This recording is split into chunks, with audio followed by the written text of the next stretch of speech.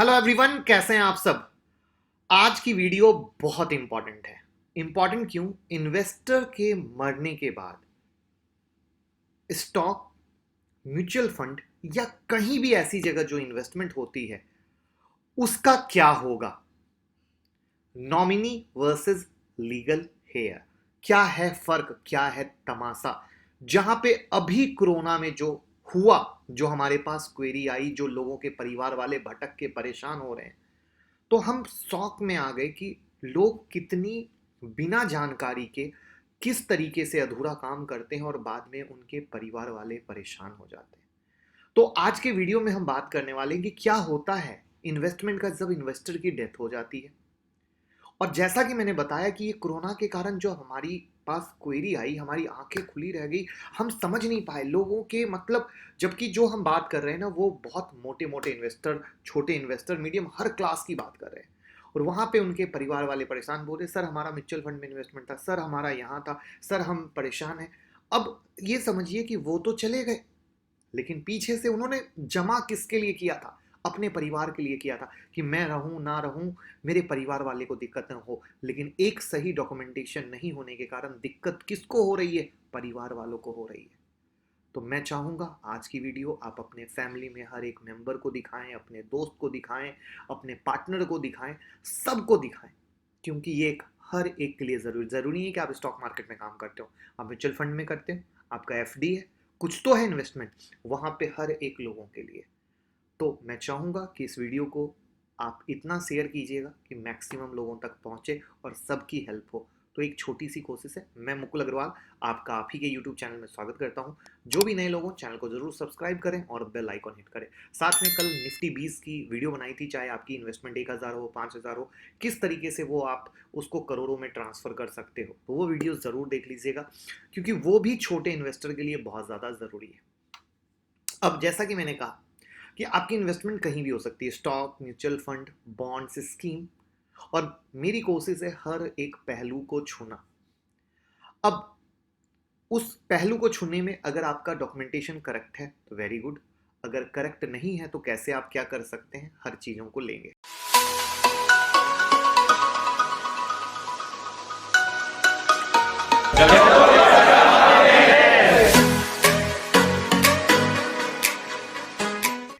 तो बहुत बार ऐसा होता है कि डॉक्यूमेंटेशन सही ना होने के कारण बीवी बच्चों को इन्वेस्टमेंट का सही फायदा नहीं मिल पाता, और ऑफिस ऑफिस वो सिर्फ ऑफिस ऑफिस घूमते रह जाते हैं। इतना झेलना पड़ता है कि वो परिवार वाले क्या, बेचारे जिसने इन्वेस्टमेंट की हो वो भी नहीं सोचते। तो सबसे पहले क्लियर एक कंफ्यूजन क्लियर कर लेते हैं कि बहुत लोग ये सोचते हैं कि अगर हमने इन्वेस्टमेंट का नॉमिनी बनाया है तो इन्वेस्टमेंट सिक्योर हो गया। तो आप बहुत बड़ी गलती कर रहे हैं, प्लीज़ ये गलती को दिमाग से निकाल दीजिए। ऐसा नहीं है, क्योंकि यहाँ पर एक लीगल ट्विस्ट है। यहाँ पर दो चीज़ें होती हैं, एक होता है कानूनी वारिस और एक होता है नॉमिनी, और यहीं पर है वो सारा फर्क। तो कानूनी वारिस क्या है और नॉमिनी क्या है ना? तो क्या आपके नॉमिनी को आपकी मौत पर पैसा मिलेगा? क्या आपको लगता है आपका नॉमिनी वो व्यक्ति है जिसे आपके सभी निवेश की कानूनी पैसे उनको मिलेंगे? तो अगर आप ऐसा एज्यूम करके चल रहे हैं तो आप बहुत बड़ी गलती कर रहे हैं, क्योंकि लीगल पॉइंट से ये बिल्कुल सही नहीं है। अब लीगल पॉइंट क्या है? तो उससे पहले एक सवाल, हम कमा किसके लिए रहे हैं, हम इन्वेस्ट किसके लिए कर रहे हैं? हम तो यही तो चाहते हैं ना कि हमारे बीवी बच्चे, जीवन साथी, माता पिता सबको मिले। अब बट मिल तो पाता नहीं है, सिर्फ इसी अनएजुकेशन के कारण। अब मान लीजिए एक बीमा पॉलिसी है और किसी एक्स को आपने नॉमिनी बना दिया। अब आप इस दुनिया में है नहीं, तो सारा पैसा एक्स के पास जाता है। क्या वो मालिक बन पाता है? नहीं। अब यहां पर लीगली कैसे काम होता है? कानून के अनुसार नॉमिनी एक ट्रस्टी है, संपत्ति का मालिक नहीं है मेरे दोस्त, ये जान लीजिए। दूसरे शब्दों में, नॉमिनी सिर्फ आपकी संपत्ति का देखरेख करने के लिए है। नॉमिनी सिर्फ एक ट्रस्टी के रूप में आपकी धन संपत्ति को देखेगा, और जो कानूनी वारिस है उसे ट्रांसफर करेगा। मोस्टली जो इन्वेस्टमेंट होती है, आपकी संपत्ति के रियल हकदार कानूनी वारिस ही होते हैं। तो कानूनी वारिस कौन होगा?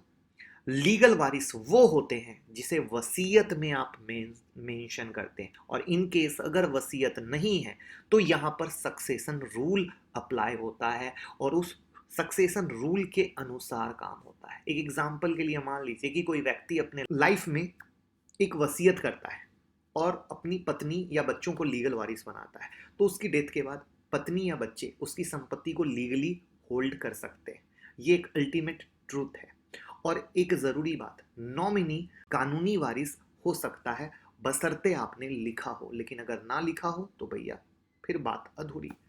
तो जो आप वसीयत बनाते हैं उसमें अगर अपने उसका नाम डाला है तो वो जरूर होगा।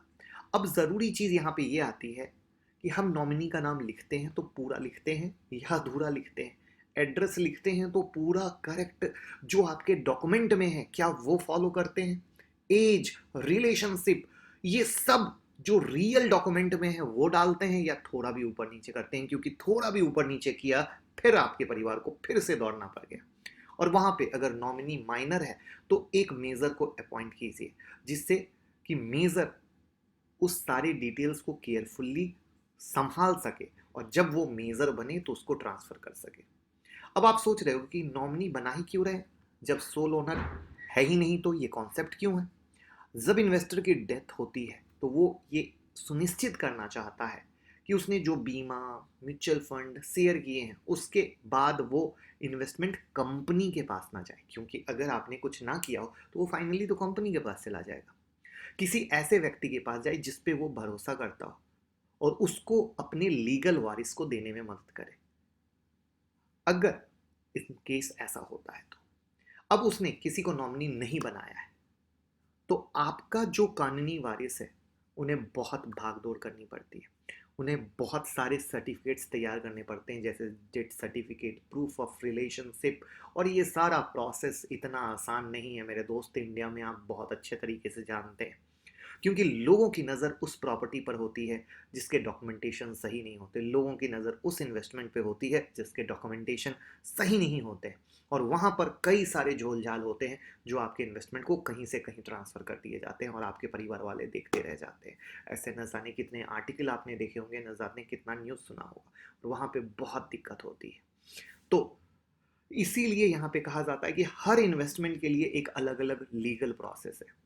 हमारे जाने से हमारे परिवार को सबसे पहले पैसे की ज़रूरत होगी, और ऐसे में ये लंबा प्रोसेस ना झेलें, शुरू में ही स्टेप बाय स्टेप हम कर लें तो कैसे। तो अब हम पहले बात करते हैं स्टॉक मार्केट की। स्टॉक मार्केट में नॉमिनेशन, अब अगर स्टॉक की बात करें तो रियलिटी में इट डजेंट वर्क। कैसे? अगर विल नहीं है तो, वसीयत नहीं है तो सबसे ज़्यादा दिक्कत स्टॉक मार्केट में है। अगर आपने विल नहीं लिखी है तो आपके द्वारा बनाया गया व्यक्ति उन शेयर का अंतिम मालिक होगा, और सक्सेशन रूल भी यहाँ अप्लाई नहीं होता है, यानी चीज़ें गड़बड़ हो गई। लेकिन अगर आपने वसीयत बनाई है तो आपके लीगल वारिस के पास जाएगा। और मैं आपको एक फैक्ट बताता हूँ कि स्टॉक मार्केट में जब ये चीज़ें होती हैं तो प्रोसेस बहुत लंबा है। आपको डेथ सर्टिफिकेट जो है ना, नोटरी रजिस्टर्ड ऑफिस से अटेस्टेड करवाना पड़ता है, फिर एक फॉर्म NSDL CSDL में रजिस्टर करवाना पड़ता है। इस तरीके से छुक छुक छुक छुक धीरे धीरे ट्रेन बढ़ती है। और ये शेयर मार्केट में मैं फोकस इसलिए किया क्योंकि व्हाट्सअप ही शेयर मार्केट के और म्यूचुअल फंड के सबसे ज़्यादा आए थे। तो आपको शुरुआत नोटरी रजिस्टर ऑफिस में एक डेथ सर्टिफिकेट को अप्रूव करा के अटेस्टेड करवा के करना पड़ता है, फिर NSDL CSDL जाना पड़ता है, फिर ब्रोकर के पास जाना पड़ता है। इस तरीके से प्रोसेस होता है, और ये सब तब करना पड़ता है जब आपके पास नॉमिनी नहीं है तो। और अगर लीगल वारिस है तो आपको उनका डॉक्यूमेंटेशन देना होगा। उनका लीगल डॉक्यूमेंट क्या देना होगा? जो बिल है, बिल के paper, succession certificate, letter of administration. जब ये दे देते हैं तो लीगल वारिस के लिए काम आसान हो जाता है। अब आप खुद समझ पा रहे होंगे कि इतना सारा काम आसान नहीं है। इंसान एक तो टेंशन में कि किसी पास वाले को खो दिया, और अब वहाँ पर ये एक दूसरा डॉक्यूमेंट खेलने का झंझट, और उस चक्कर में ये एक मिस्टेक या बहुत सारी चीज़ें होती है। उम्मीद करूँगा आप इस बात को एक्सेप्ट करेंगे, या किसी भगवान ना करे किसी के साथ हो। अब अगर किसी स्कीम पे आए तो स्कीम में लॉकिंग पीरियड होता है, और लॉकिंग पीरियड से पहले इन्वेस्टर की डेथ हो जाती है तो पैसा निकालने के लिए अलग अलग रूल है, जैसे ELSS equity linked saving scheme. इस स्कीम में 3 ईयर का लॉगिंग पीरियड होता है। अगर इन केस 3 ईयर से पहले इन्वेस्टर की डेथ हो तो नॉमिनी पूरा पैसा विड्रॉल कर सकता है। शर्त यह है कि 1 साल की अवधि पूरी हो गई हो। दूसरा, पीपीएफ में 15 साल का लॉकिंग पीरियड है।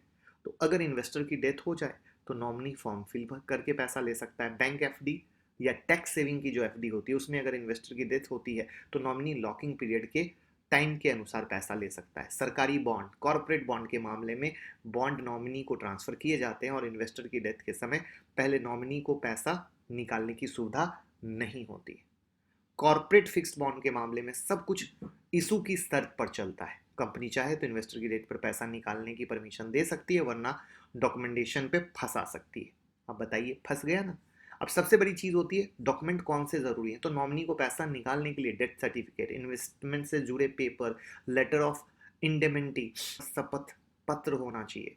उसके बाद एडमिनिस्ट्रेशन सर्टिफिकेट, सक्सेशन सर्टिफिकेट, वसीयत के पेपर, न जाने कितने सारे। अब इसमें एक जो बात आती है एचयूएफ होता है। एचयूएफ वो इन्वेस्टर की डेथ पर पीपीएफ अकाउंट जो है वो जो नियुक्त होता है उसके पास चला जाता है। यहाँ पे एक और चीज़ आती है पार्टनरशिप। तो एक होता है तो दूसरे पार्टनर के पास चला जाता है।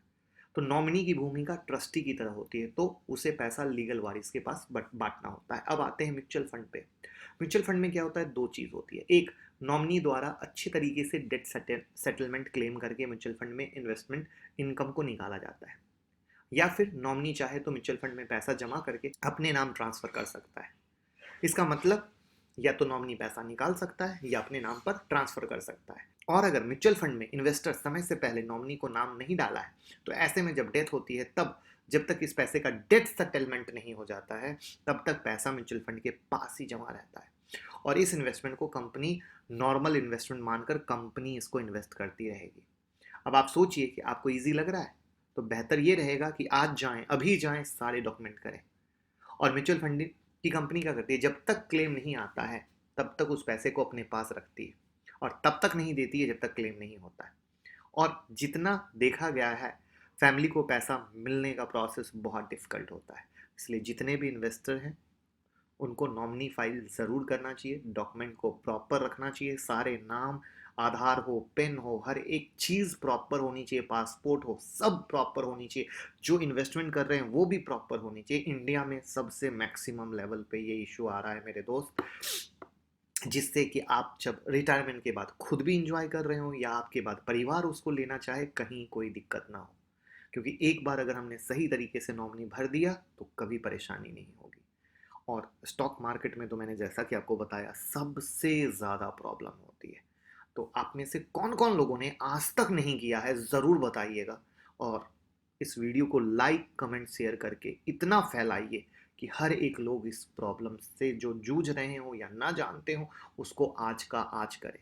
तो कसम खाइए आज ही करना है और अभी का अभी करना है। मैं देखना चाहूँगा कितने लोग इस चीज़ में, जो मेरे पास आई, मैंने लोगों की मुहिम में साथ दिया, आप हमारे साथ कितना ज़्यादा है। Thank you so much.